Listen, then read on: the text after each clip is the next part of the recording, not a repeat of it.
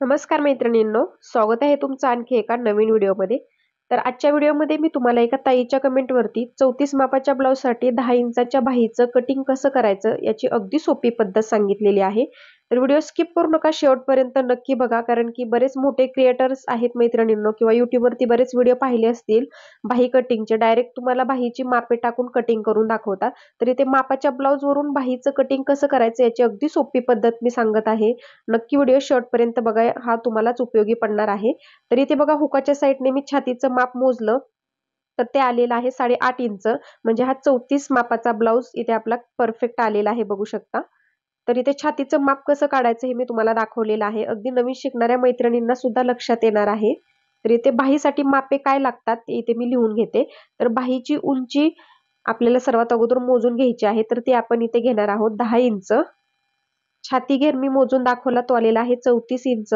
तसेच सर्वात महत्त्वाचं बाही कटिंग मध्ये आर्महोलचं मार्किंग लागतं मैत्रिणींनो.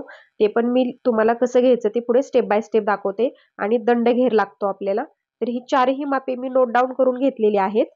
इथे आता आर्महोल मोजून घेऊया. तर इथे शोल्डरच्या इथून बरोबर आपल्याला ब्लाउज सरळ करून घ्यायचा आहे.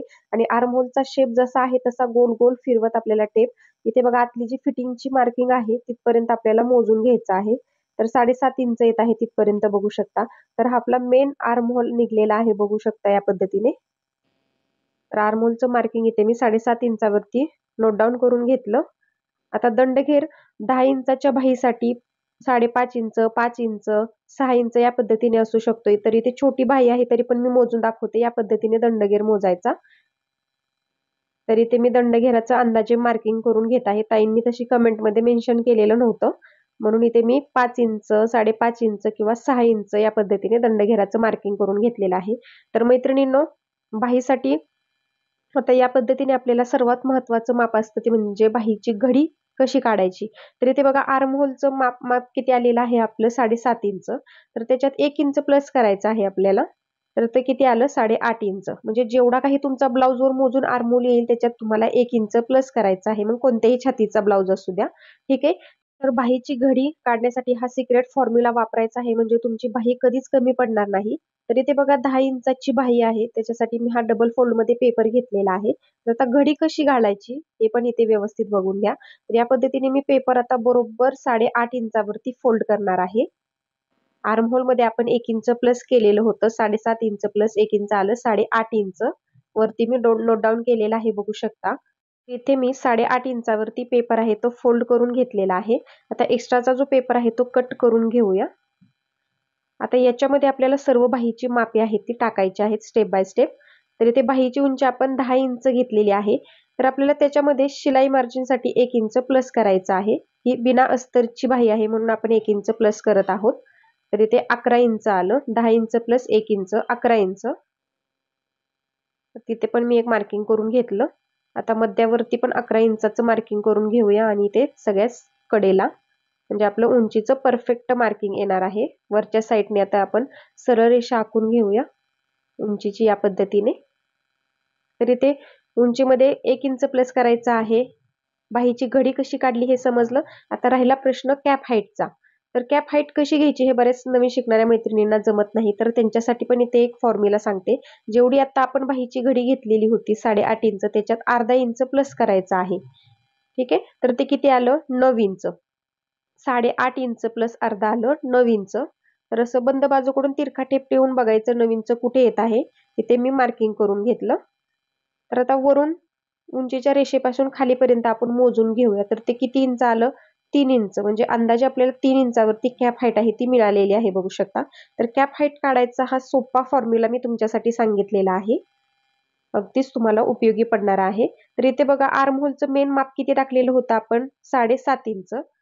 तर ते असं तिरकं घ्यायचं आहे आपल्याला त्या कॅप हाईटच्या पॉइंट पासून पुढे, बरोबर. तर तिथे एक मी मार्किंग करून घेतलं आणि अशी ही सरळ रेषा आखून घेतली. तर इथे आता 1 इंचावरती पुढच्या मुंड्याचा शेप देण्यासाठी मार्किंग करायचं आणि 2 इंचावरती पाठीमागच्या मुंड्याचा शेप देण्यासाठी मार्किंग करून घेतलं. तर इथे बघा, 2 इंचाचा पॉइंट आणि इकडचा आता जो मार्किंग केलेला आहे तो पॉइंट जोडत आपण पाठीमागच्या मुंड्याचा शेप आहे तो अगोदर व्यवस्थित देऊन घेऊया. अगदी सोपी पद्धत आहे आकार द्यायची बघा. अजिबात तुम्हाला जास्त मार्किंग करायची गरज पडत नाही. तर आता बघा त्या आतल्या पॉइंट पासून वरती 2.5 इंचावरती आपण मार्किंग करायचं आहे. वरच्या साईडला बघू शकता त्या आतल्या पॉइंट पासून, आणि तिथून खाली आता 1 इंचाचा गॅप यायला पाहिजे आपल्याला दोन्ही मुंड्यामध्ये, पाठीमागच्या मुंडा आणि पुढचा मुंडा यामध्ये. म्हणून आपण 1 इंच खाली मार्किंग केलं आणि आता हा 1 इंचाचा पॉइंट इकडचा 1 इंचाचा पॉइंट जोडत व्यवस्थित आपल्याला पुढच्या मुंड्याचा शेप द्यायचा आहे. तर मी पेपर माझ्याकडे फिरवून घेतलेला आहे आणि इथला हा 1 इंचाचा पॉइंट आणि इथला 1 इंचाचा पॉइंट जोडत असा फुलगट पुढच्या मुंड्याचा शेप आहे तो देऊन घेतला बघू शकता. तर हा खूप महत्त्वाचा शेप आहे आतला मैत्रिणींनो. इथेच तुमच्या बाहीला घोळ आणि चुन्या वगैरे येत असतात आणि असा जर शेप तुम्हाला परफेक्ट जमला तर तुमच्या बाहीला कधीच चुन्या आणि घोळ वगैरे येणार नाहीत. एकदम परफेक्ट बसते बाही. तर इथे बघा दंड घेराचं माप आता जेवढं काही असेल तेवढं तुम्ही टाकून घ्यायचं आहे. 5.5 इंच, 6 इंच, ठीक आहे. आणि त्याच्या पुढे 2 इंच शिलाई मार्जिन घ्यायचं आहे.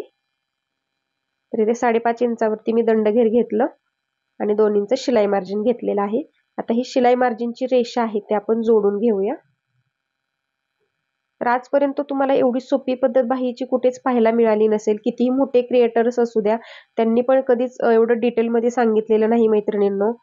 तर आता बाही कटिंग करून घेऊया. तर दोन्ही पेपर सोबत पकडून आपल्याला पाठीमागचा मुंडा आहे तो अगोदर कट करायचा आहे.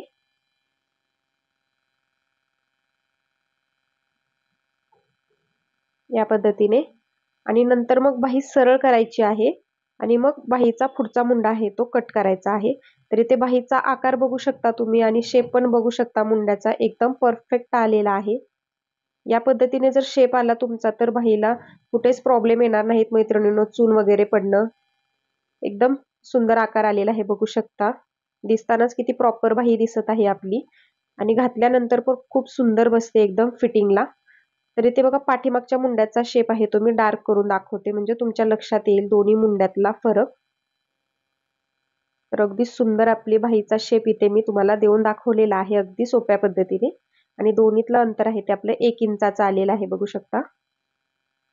आणि इथलं मेन अंतर आहे आपलं आर्महोलचं ते परफेक्ट 7.5 इंच आलेलं आहे.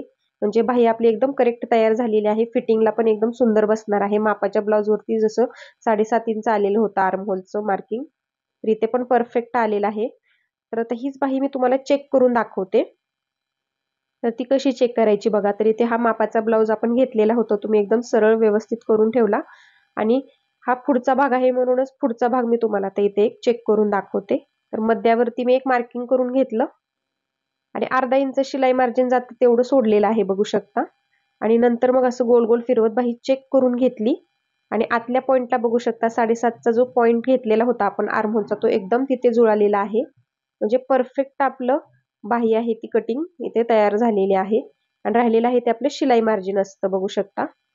तर एकदम आपली सुंदर बाही कटिंग इथे मी तुम्हाला तयार करून दाखवलेली आहे. कुठेही बाहीला घोळ वगैरे येत नाही या पद्धतीने जर बाही कट केली तर. आणि इथे बघा वरच्या साईडला अर्धा इंच आणि खालच्या साईडला अर्धा इंच शिलाई मार्जिन सोडायचं आहे प्रॉपर, म्हणजे करेक्ट 10 इंचाची बाही आपली इथे 34 मापासाठी इथे कटिंग करून दाखवलेली आहे. तर बरेच मोठे क्रिएटर्स तुम्हाला त्यांच्या व्हिडिओमध्ये तुम्ही बघितलं असेल डायरेक्ट मापे सांगतात आणि कटिंग कसं केलं ते दाखवतात. एवढं डिटेलमध्ये तुम्हाला आजपर्यंत कोणीच सांगितलं नसेल. आणि बाहीचे भरपूर जरी व्हिडिओ मी टाकलेले असतील तरी 34 मापासाठी तुम्ही याच पद्धतीने सेम 5 इंचाची 6 इंचाची बाही आहे ती कट करायची आहे किंवा 8 इंचाची बाही असू द्या, सेम याच पद्धतीने कटिंग करायची आहे. ठीक आहे. तर इथे बघा बाहीचा आर्महोलचा शेप बघू शकता एकदम प्रॉपर आलेला असल्यामुळे बाहीला आपल्या कुठेही घोळ वगैरे येत नाही. एकदम प्रॉपर बसते बघा या पद्धतीने फिटिंग केल्यानंतर. या पद्धतीने बाही कटिंग करून मला स्टिच झाल्यानंतर सांगा मैत्रिणींनो आणि फीडबॅक द्यायला विसरू नका. एका ताईच्या कमेंटवरती हा व्हिडिओ तुमच्याशी शेअर केलेला आहे. व्हिडिओमध्ये बाहीची कटिंग कशी वाटली नक्की मला कमेंटमध्ये सांगा आणि चॅनलला आपल्या जास्तीत जास्त शेअर करा, लाईक करा आणि सबस्क्राईब करून बाजूचं बेल आयकॉन आहे ते ऑलवर सेट करा, म्हणजे ज्यावेळेस मी नवीन व्हिडिओ टाकेल त्याची सूचना सर्वात अगोदर तुमच्या मोबाईलवरती येणार आहे. आणि अजून तुम्हाला कोणतं कटिंग हवं असेल तेही कमेंटमध्ये सांगा आणि व्हिडिओला न विसरता लाईक करा. धन्यवाद.